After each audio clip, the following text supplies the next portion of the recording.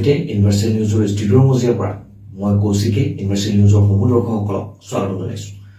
নুমলীগড় ৩৯ নং ৰাষ্ট্ৰীয় ঘাইপথত গোবিন্দপুৰত ভয়াৱহ পথ দুৰ্ঘটনা, নিয়ন্ত্ৰণ হেৰুৱাই ৰাজপথৰ মাজত বাগৰি বলবমত যোৱা AS 05 AC 2468 নম্বৰৰ এখন টাটা AC বাহন।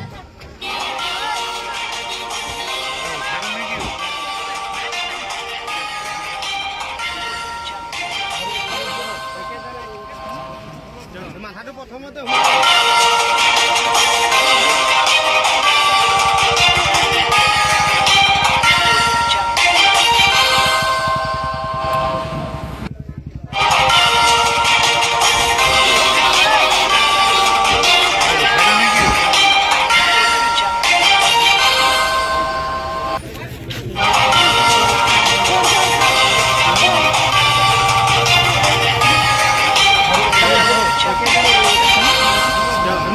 মহিলা শিশু আছিল বুলি আমাৰ সাংবাদিকে জানিবলৈ দিয়ে। নুমলীগড়ৰ পৰা লাইভ ৰিপৰ্ট ইউনিভাৰ্চিটি।